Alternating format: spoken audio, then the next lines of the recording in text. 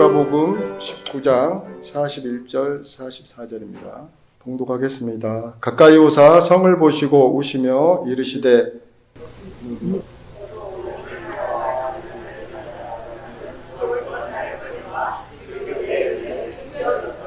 날이 이를지라 내 원수들이 토둔을 쌓고 너를 둘러 사면으로 가두고 또 너와 네 가까운에 있는 네 자식들을 땅에 내어주며 돌 하나도 우리에 남기지 아니하니 이는 내가 더럽힘을 받는 날까지 불못함을 인하느니라 하셨습니다. 아멘. 유성훈 목사님 나오셔서 예수님의 눈물이라는 제목으로 말씀 전해주셨습니다. 많은 은혜 받으시기 바랍니다. 잠시 기도하겠습니다. 사랑과 은혜가 풍성하신 아버지 하나님, 하나님의 무한하신 은혜와 은총에 감사를 드립니다. 하나님께 영광을 올리기 위하여서 이 자리에 나와서 예배하며 찬양하며 영광을 올려드리고 또 하나님께로부터 들려지는 말씀을 들으며 하나님의 말씀에 순종하길 원하여서 이 시간 저희들이 머리를 숙입니다. 하나님, 이 시간 우리의 귀를 열어주시고 마음의 문을 활짝 열어주셔서 하나님의 음성이 들려지고 하나님의 말씀에 순종으로 하답하는 복된 시간이 될 수 있도록 은혜를 베풀어 주십시오. 이 부족하고 연약한 종 너무나도 잘 아시는 하나님, 이 종을 붙잡아 주시고 성령 하나님 주장하셔서 하나님께서 허락하신 말씀만을 증거하는 시간 될 수 있도록 도와주옵소서. 하나님께서 역사하실 것을 기대하고 소망하면서 감사드리며 예수님의 이름으로 기도합니다. 아멘. 샬롬, 반갑습니다. 네, 오랜만에 뵙는 분들이 많아서 너무 좋습니다. 아는 분들이 많아서도 좋고요. 또 모르시는 분들이 있어서 더 좋습니다. 왜냐하면 그만큼 교회가 많이 성장하고 부흥했다라는 증거가 아닌가 생각되어져서 모르는 분들이 많아서 더 반갑고 더 좋은 것 같습니다. 앞으로도 계속 이렇게 부흥해 나가길 예수님의 이름으로 축복합니다.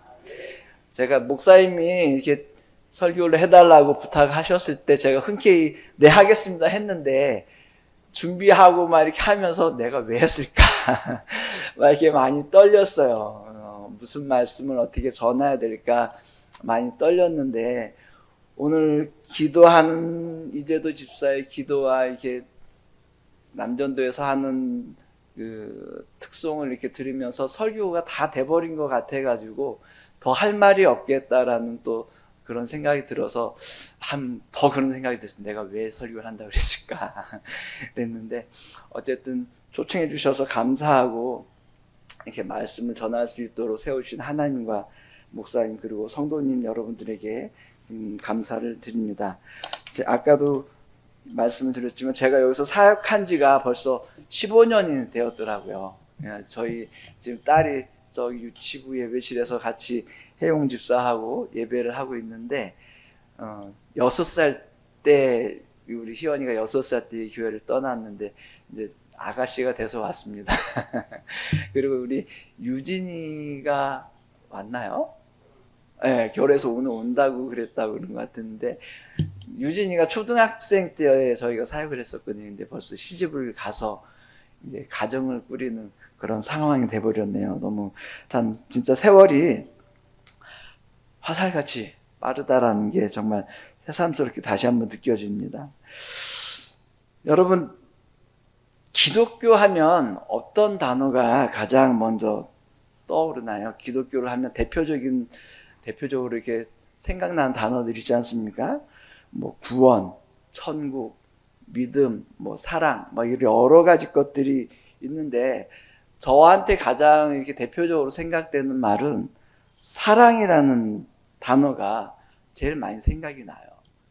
사랑은 기독교를 생각하는 사람들은 믿는 사람이든 믿지 않는 사람들이든 공통적으로 기독교 하면 사랑이라고 얘기를 하는 것 같습니다. 원수도 사랑하라. 하나님 믿지 않는 사람이나 믿는 사람이나 다 아는 말씀이잖아요. 또 기억나는 말씀들이 있을까요? 하나님이 세상을 이처럼 사랑하사 독생자를 주셨으니 이런 말씀도 있고요. 요한일서에서는 하나님은 사랑이시라 이렇게 말씀도 하고 있습니다. 이 외에도 성경에는 사랑이라는 단어와 이 내용들이 많이 나오는데 780번 정도 나온다고 합니다. 하나님은 왜 이렇게 사랑을 많이 말씀하고 계실까요? 조금 전에 말씀 읽었던 것처럼 요한일서에서 얘기한 것처럼 하나님은 사랑이시기 때문에 그렇습니다. 하나님은 사랑이십니다. 사랑 덩어리, 사랑 자체이시기 때문에 사랑에 대해서 이렇게 많이 말씀하고 있습니다. 오늘 드린 예배가 헌신 예배인데 제가 왜 헌신에 대해서 먼저 말하지 않고 이렇게 사랑에 대해서 얘기할까요? 그것은 일반적으로 말하는 헌신과 기독교, 하나님 안에서 신앙생활하는 사람들이 말하는 헌신이 다르기 때문에 그렇게 제가 말씀을 드립니다. 일반적으로 말하는 헌신은 내 몸과 마음을 어떤 것들을 위해서 희생하는 것, 그런 것들을 얘기합니다.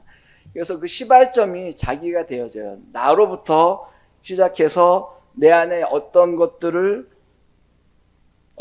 드러나기 원해서 이렇게 많이 헌신을 합니다. 내 물질로, 또 내 몸으로, 내 안에 있는 사랑이 드러나기 원해서 헌신을 하고 그렇게 합니다. 어떤 때는 내 의가 드러나기도 합니다. 그래서 이런 헌신에는 어떤 그 사람이나 그 사람이 어떤 것들이 남게 되고 드러나게 되어집니다. 그러나 기독교의 헌신이라고 해야 하나요? 기독교라고 얘기하나요? 하나님이 행하신 헌신이라고 해야 될까요? 하나님으로부터 시작된 헌신은 이와는 다르다고 합니다. 내가 아니라 하나님 때문에 헌신하게 됩니다. 나를 사랑하신 하나님의 사랑 때문에, 나에 대한 예수님의 사랑 때문에 나를 위해서 당신의 모든 것들을 버리고 헌신하신 예수님의 십자가가 내 헌신의 근거가 되어집니다. 그래서 그 헌신의 끝에는 내가 남지 않습니다. 거기에는 오직 하나님만, 오직 예수님만 남습니다. 하나님의 사랑만, 예수님의 사랑만 남습니다. 그래서 헌신의 이 시발점이나 헌신에 대한 이런 내용들이 다르기 때문에 이제 하나님의 사랑에 대한 부분으로 먼저 말씀을 드리는 거예요. 오늘 읽은 본문은 우리에 대한 예수님의 지독한 사랑이 나타나 있는 말씀입니다.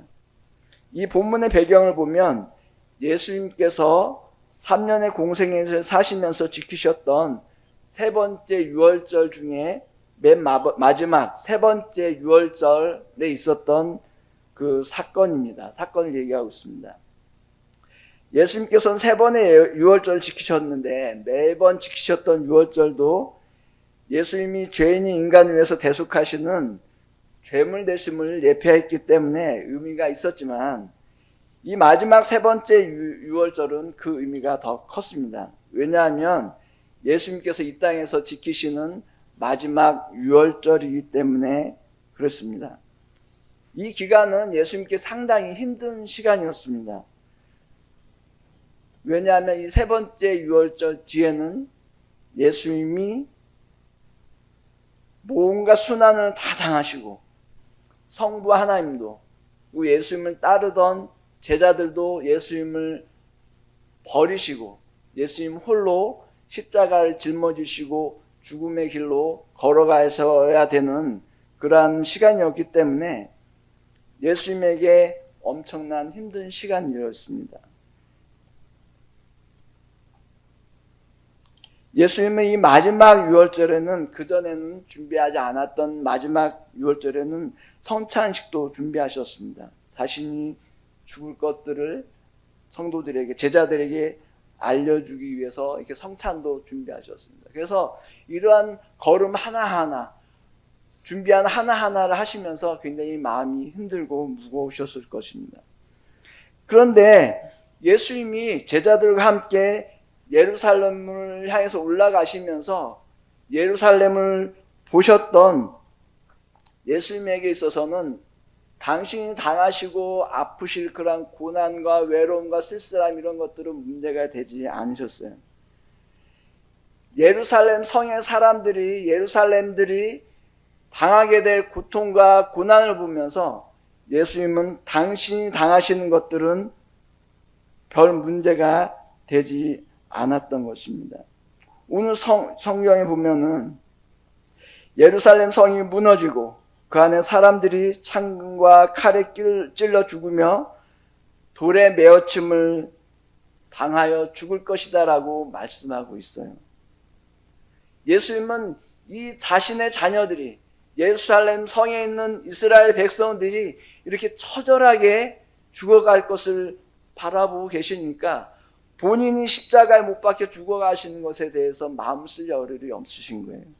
성경에서 이렇게 얘기하시고 본문에 읽었죠. 우리가 가까이 오사 성을 보시고 우시며 이르시되 너도 오늘 평화에 관한 일을 알았더라면 좋았을 것인데, 너도 평화에 관한 일을 알았더라면 좋았을 것인데 그것을 몰라서 죽는구나. 너희들이 비참한 죽음을 맞이하는구나. 예수님의 마음 심령은 너무나 마음이 아프셨던 거예요. 여러분, 예루살렘 사람들은 사실 예수님께 이렇게 불쌍히 여김을 받을 만한 그런 존재들이 아니잖아요, 여러분. 예수님이 어떤 분이십니까? 예수님은 하나님의 외아들이시잖아요. 하나님이신데 온 인류의 죄를 대속하시려고 이 땅에 오셨습니다. 이스라엘을 구속하기 위해서 이 땅에 오셨어요. 그리고 이 땅에 오셔서도 어떤 죄인으로서 죄된 일들을 한 것이 하나도 없으셔요. 죽음을 당할 만한 일은 전혀 하지 않으셨습니다. 핍박을 당할 만한 일을 하지 않으셨어요. 예수님이 행하신 일들은 죽은 자를 살리시고 병든 자를 고치시고 상한 심령을 위로하시고 하나님께서 허락하신 말씀을 선포하셨던 분이 바로 예수님이십니다. 그런데 이러한 예수님을 이스라엘 백성들이, 예루살렘 사람들이 어떻게 대했습니까?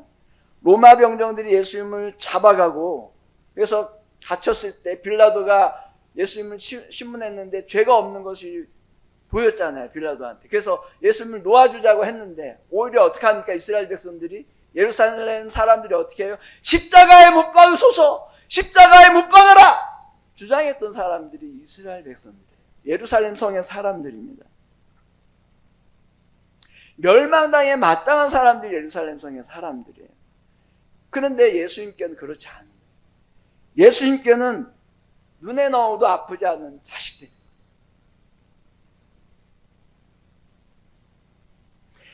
그렇기 때문에 예수님께는 눈앞에 놓인 자신의 죽음, 또 자신을 죽이고자 달려드는 그 이스라엘 백성들의 죄된 모습들이, 잘못이 전혀 그에게, 예수님에게 문제가 되지 않았어요. 예수님의 관심은 단지 자신의 자녀들이 눈을 떠서 평화에 관한 일을 알아서 멸망당하지 않았으면 좋겠다. 거기에만 예수님의 관심은 있는 거예요. 오늘 본문에 나와 있는 내용은 역사상 예루살렘이 멸망당한 장면에 대해서 나와 있지만, 예수님은 이 육체적인 죽음보다 육체적인 죽음 다음에 영원히 있을 죽음을 맞이하게 될 그들이 더 안타까운 거예요. 누구나 죽기 때문에 죽음은 그냥 괜찮아요, 죽은 건.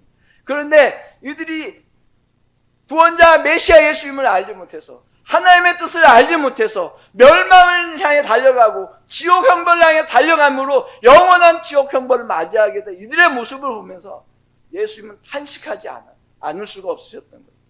자신의 십자가가 문제되지 않았던 겁니다.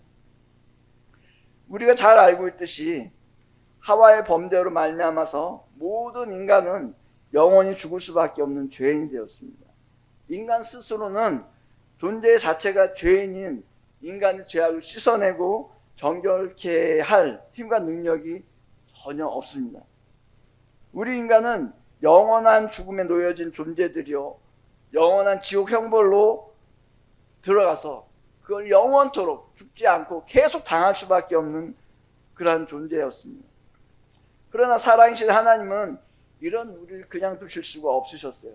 그래서 우리는 죄를 지어서 하나님과 원수되어 하나님께 갈 수 없는 그러한 존재였는데, 하나님께서는 하나님께로 갈 수 있는 자격도 주시고 길도 열어주셨잖아요. 그렇죠?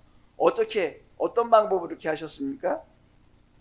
잘 알고 있는 대로 예수님을 이 땅에 보내주셔서 인간의 육신을 입고 이 땅에 오게 하심으로, 그리고 우리의 죄를 대신 다 짊어지시게 하심으로, 십자가에 못 박혀 죽게 하심으로 우리가 하나님의 자녀로 회복되어지게 하셨고 하나님의 나라의 백성으로 살아갈 수 있는 그 길을 허락해 주셨어요. 당신의 모든 것을 다 희생하시고 당신의 모든 것들을 다 헌신하심으로 하나님이 그 길을 우리에게 허락해 주셨습니다. 그런데 여러분, 하나님이 왜 이렇게 행하셨을까요? 너무나 죄를 미워하셔서 외아들인 예수님이 죄인이 되어져서 죽으시는 그 자리에 하나님의 얼굴을 외면하실 정도로 죄와는 상관없으신, 죄와는 잠시라도 같이 있으실 수 없는 분이셨던 그 하나님이 죄인인 우리에게 왜 이런 일들을 하셨을까요? 그것은 바로 우리에 대한 하나님의 사랑 때문에 그렇습니다. 무조건적인 사랑, 아가페적인 사랑 때문에 하나님은 우리에게 이러한 일들을 행하셨던 것입니다. 많은 목사님들이 교회에서 사랑에 대해 설교하는 것을 들으면 하나님의 아가페 사랑을 말할 때 의지적인 사랑이라고 얘기해요. 마음으로는 사랑할 수 없는데 의지를 사랑해서 예수님이 우리를 사랑하셨다라고 얘기합니다. 어떤 목사님이 설교한 내용들을 단 두 분의 설교를 제가 읽어드릴게요. 예수님을 보십시오. 인간 사랑하셔서 십자가에서 목숨을 바치셨지만 인간들이 감정적으로 사랑스러워서 그러신 것은 아닙니다. 예수님이 돌아가셔야 인간들을 구원하실 수 있기 때문에 의지적으로 하나님께 죽기까지 복종하신 것입니다. 또 다른 목사님이 이렇게 말씀하십니다. 아가페라는 사랑은 의지적인 사랑이라 할 수 있습니다. 즉 사랑하는 감정이 생겨서가 아니라 그 감정에 상관없이 자기의 의지를 갖고 사랑하는 것입니다. 여러분, 예수님이 우리를 사랑하신 사랑이 과연 그런 사랑일까요? 저는 이 말씀에 동의하지 않아요. 예수님께서 우리가 전혀 감정적으로 사랑스럽지 않음에도 불구하고 의지를 발동해서 우리를 사랑하셨다. 그렇지 않음이 성경 곳곳에 나와 있습니다. 하나님은 죽어가는 이스라엘 백성들, 죄악을 지음으로 하나님과 멀어져서 멸망항에서 달려가는 이스라엘 백성들이 너무 안타까우셔서 눈물을 많이 흘리셨어요. 그 눈물을 흘리시는 마음을 선지자들을 통해서 표현을 하십니다. 많은 하나님의 사람들을 통해서 표현하시는 거예요. 출애굽 시대부터 이러한 모습이 시작되어집니다. 출애굽기 32장 31절에 모세가 여호와께로 다시 나아가 여짜오되 슬프도소이다. 이 백성이 자기들을 위하여 금신을 만들어 싸우니 큰 죄를 범하였나이다.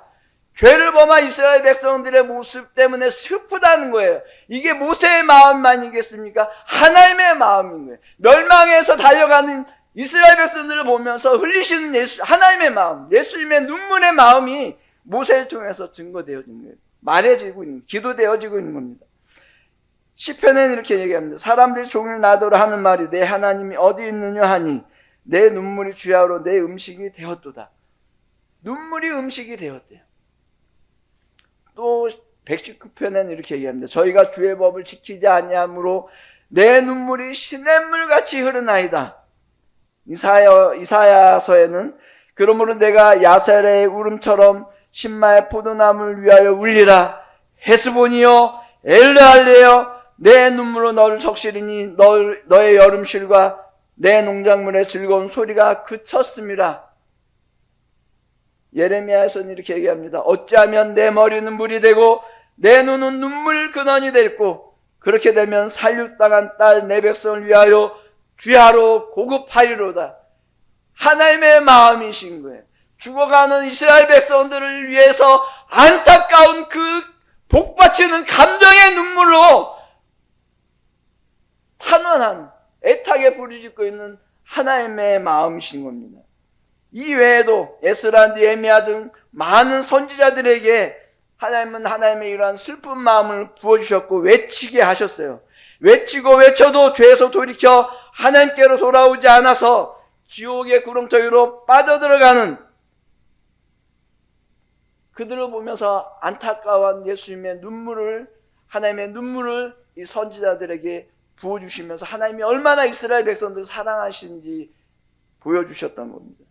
그리고 그 사랑의 마침표가 누구예요? 바로 예수님이신 거예요.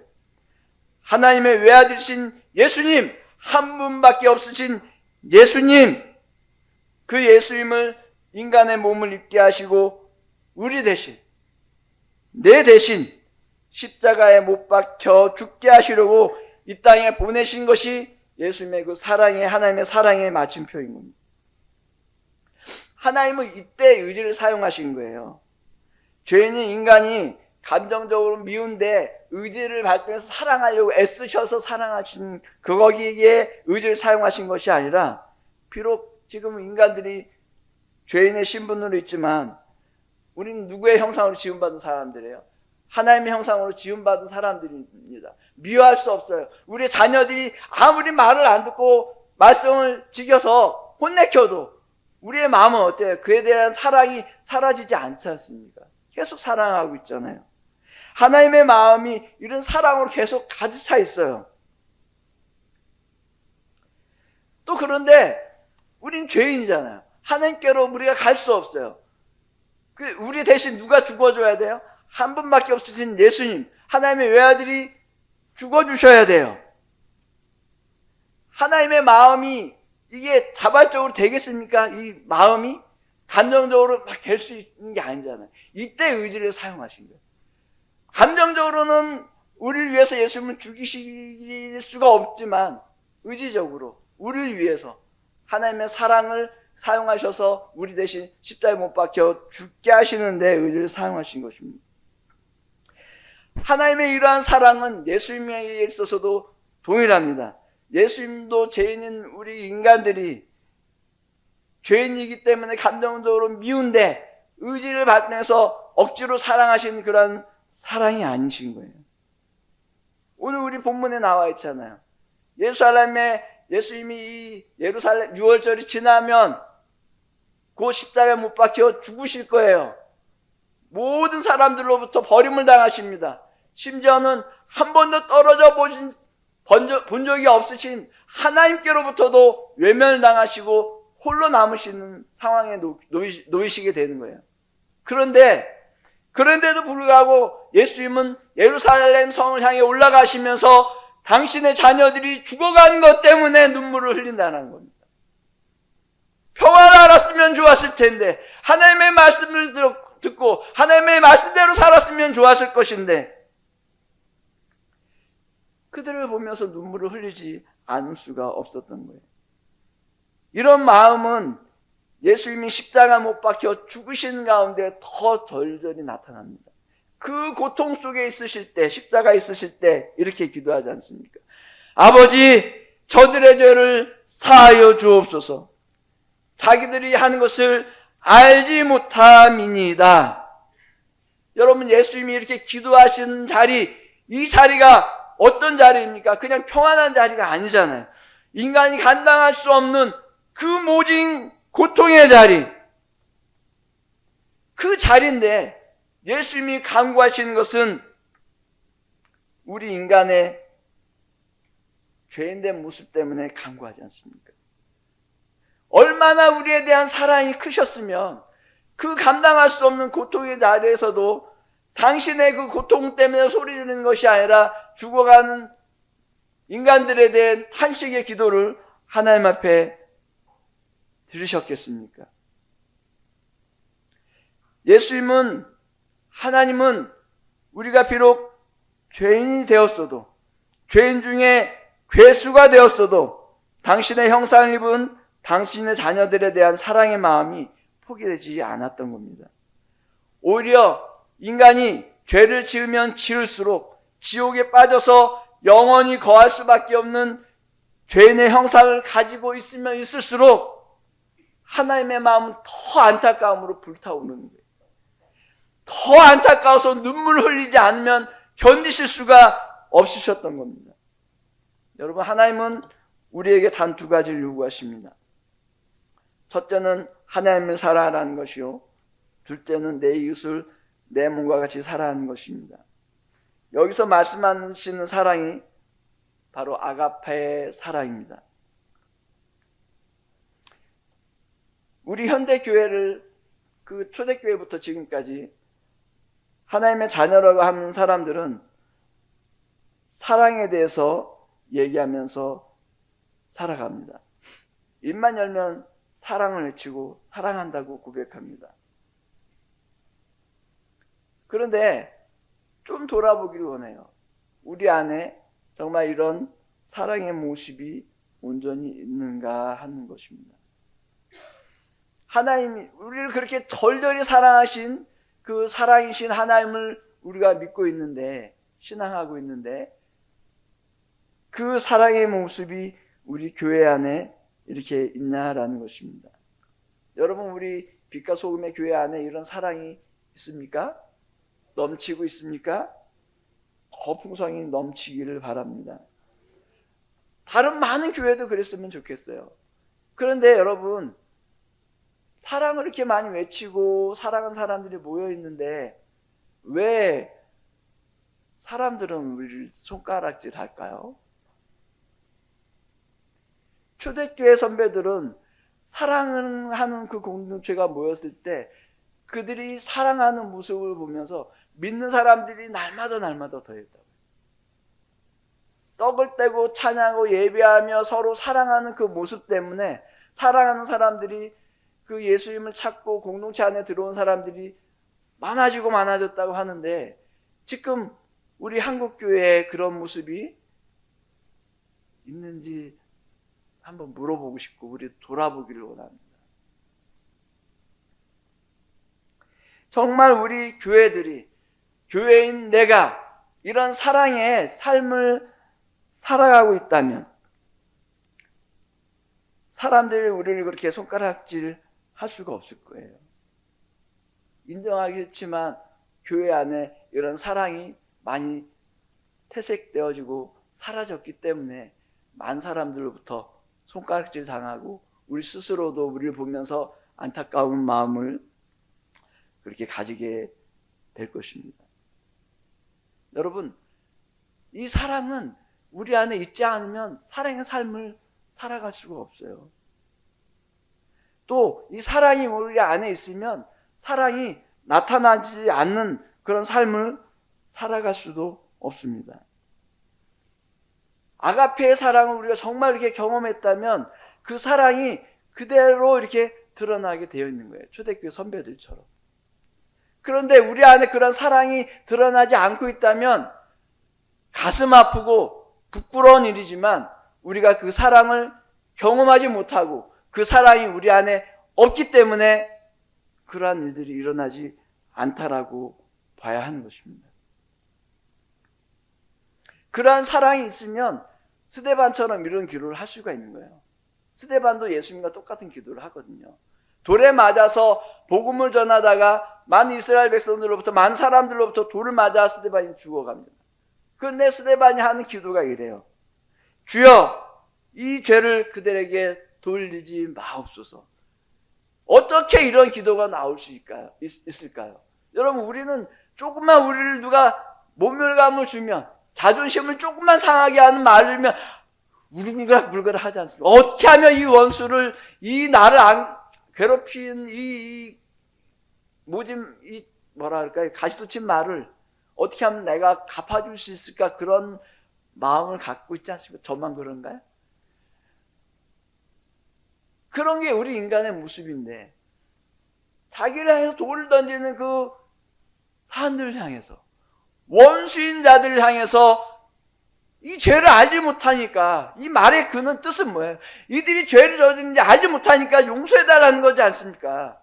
어떻게 이렇게 할 수 있겠어요? 스데반 집사는 예수님의 그 십자가의 사랑, 구속의 사랑, 하나밖에 없는 외아들을 죽이시기까지 사랑하신 그 하나님의 사랑이 경험되어지고 알게 되어지니까, 그 안에 그의 심령과 삶 속에 이 사랑이 있게 되어지니까 이러한 기도를 할 수가 있는 거예요. 자기가 죽어가는 그 자리에서도요. 자신의 목숨을 희생하며 헌신하며 그렇게 할 수가 있었던 거예요.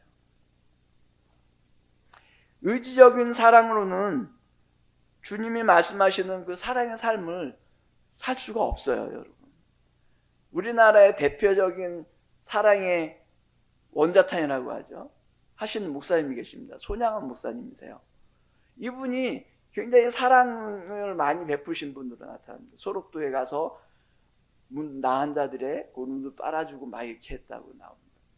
그리고 또 자기 아들 죽인 그 사람을 양아들로 삼아서 이렇게 뭐 용서해줬다라는 것으로도 많이 알려져 있습니다.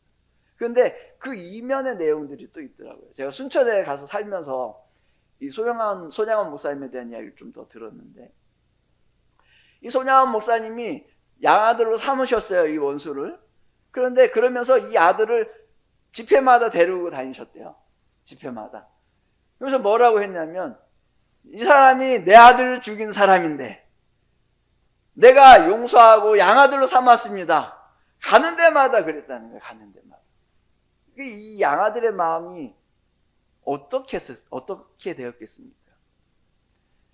그리고 이 나한 자들의 고름을 입으로 빨아주셨던 이분이 주기적으로 자기 아내를 두드려 팼대요. 그래서 얼굴에 멍들 때가 많이 있었다고 합니다. 여러분, 사랑이 원자탄이라고 얘기하고 좀 감히 단정은 못 지어요. 그러나 이분 안에 정말 하나님의 그 아가페의 사랑이 그대로 있었다고 한다면 좀 더 다른 모습으로 이런 모습이 나타나지 않았을까 하는 생각이 들면서 안타까운 전 마음이 있습니다. 여러분, 우리는 우리의 모습을 잘 살펴봐야 합니다. 내 믿음의 현주소를 잘 살펴서 하나님께 기도를 드려야 해요. 내 믿음이 없는 모습을 보면 없는 대로 얘기를 해야 돼요. 하나님, 나에게 믿음이 없습니다. 그래서 여러분의 모습을 제대로 잘 봐야 되는 거예요.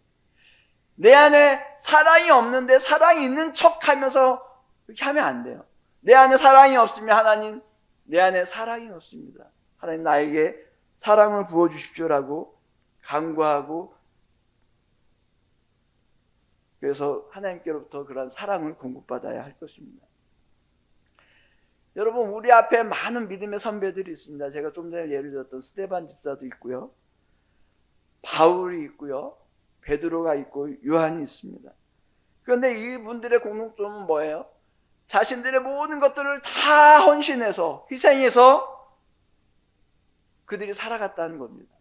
하나님을 위해서, 하나님의 복음 사역을 위해서, 또 죽어가는 많은 사람들을 위해서 그렇게 살아갔다라는 겁니다. 그런데 우리가 명심해서 알아야 될 것은, 그들이 그렇게 살아간 것은 그들이 잘나서 그랬기 때문이 아니라는 거예요. 그들이 원래 사랑이 많아서 그랬던 사람들이 아니라는 겁니다. 이들도 우리와 동일하게 너무나도 못났던 사람들이에요. 바울은 많은 하나님에 대한 지식이 있었지만 어떻게 했어요? 이스라엘 백성들, 그 예수님을 믿는 사람들을 핍박하고 죽이는데 앞장섰던 사람들이지 않습니까?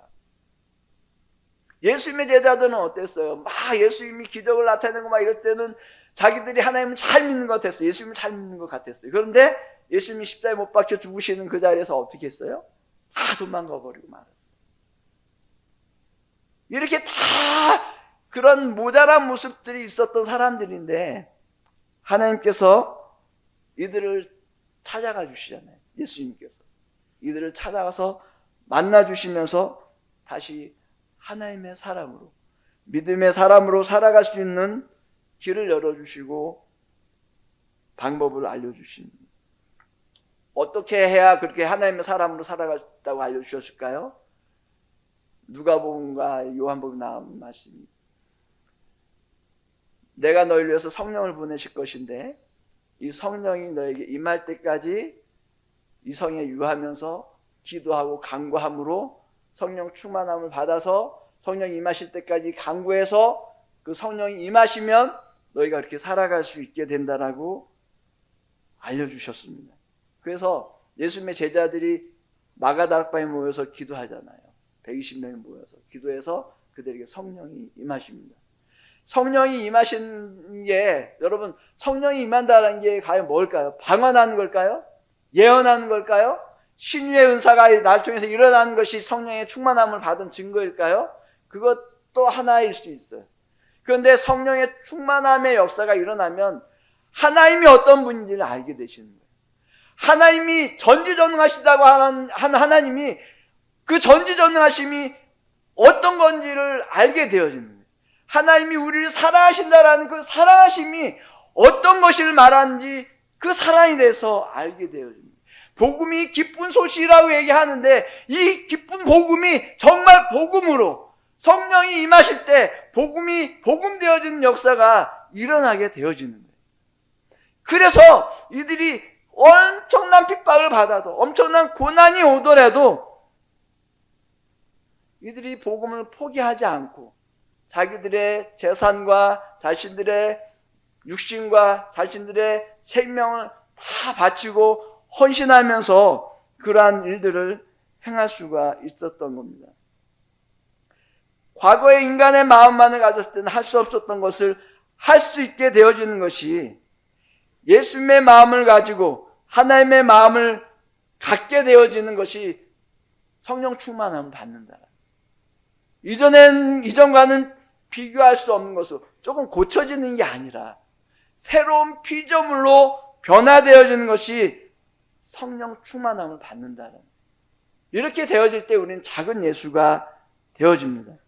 이렇게 되어질 때 우리는 우리의 삶 속에서 함께하고 계시는 예수님이 하나님이 드러나게 되어지고 그 마음으로 헌신하게 되어지고 하나님의 사랑과 하나님의 마음이 세상에 전해질 수 있게 되어지는 것입니다.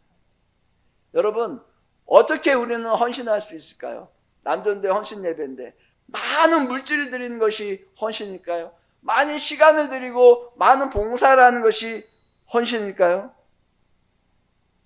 하나님의 마음을 알지 못하고 하나님의 마음을 소유하지 않고 있으면서 하나님의 사랑이 없으면서 예수님의 그 뜨거운 사랑이 없으면서 하는 봉사는 하나님이 말씀하시는 봉사가 아니에요. 헌신이 아니에요.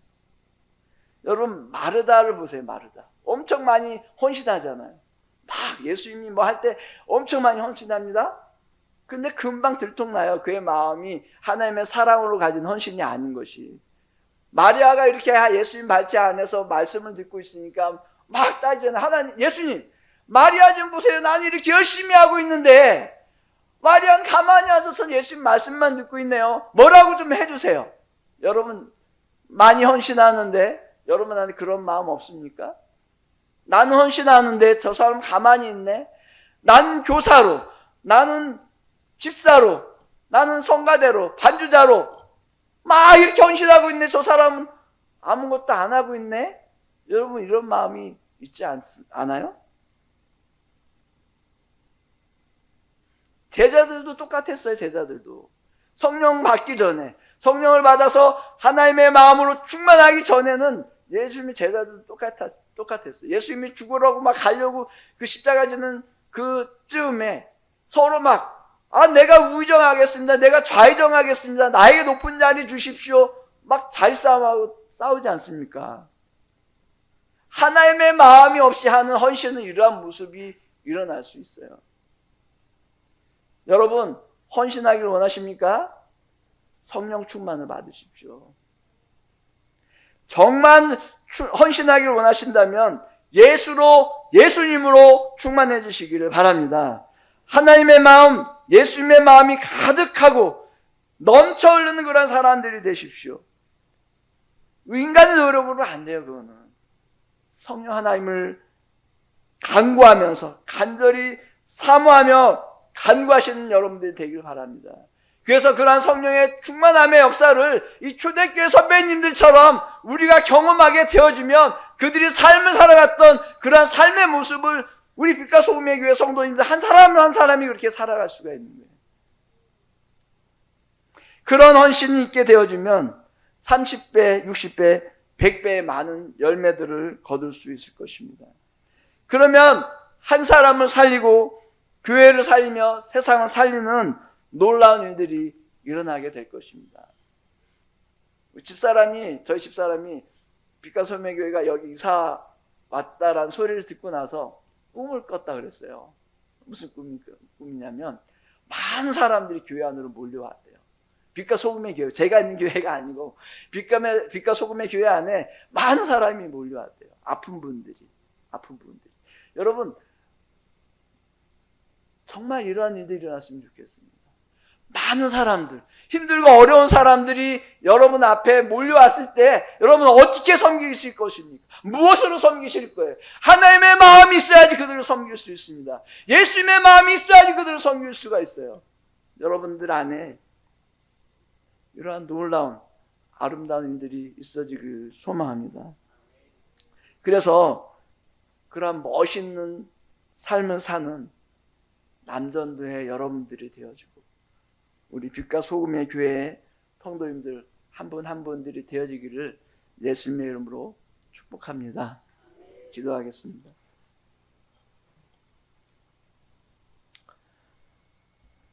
사랑의 하나님, 두렵고 떨리는 마음으로 하나님의 말씀을 전했습니다. 이 말씀들이 저를 비롯해서 우리 모든 성도들의 심령 가운데 하나라도 심겨지게 해주시고 30배, 60배, 100배의 결실을 맺어서 하나님 앞에 영광 돌리는 그런 아름다운 일들이 일어날 수 있도록 은총을 베풀어 주십시오. 제가 성령 하나님의 역사하심을 간구하자고 말씀을 전했는데 하나님, 우리 모든 성도님들이 성령님이 임하실 때까지 제자들이 그랬던 것처럼 쉬지 않고 하나님을 사모하며 간구하며 부르짖고 나아가는 자들이 될 수 있도록 도와주십시오. 그래서 하나님의 마음, 예수님의 마음이 하나님의 사랑, 예수님의 사랑이 성령 하나님의 역사심 속에 심겨지고 자라나고 열매 맺게 해주시고 그 결과로 정말 예수님만 남는, 하나님만 남는 헌신의 삶을 살아가는 우리 모든 성도들이 될 수 있도록 은총을 베풀어 주십시오. 감사를 드리며 예수님의 이름으로 기도합니다. 아멘.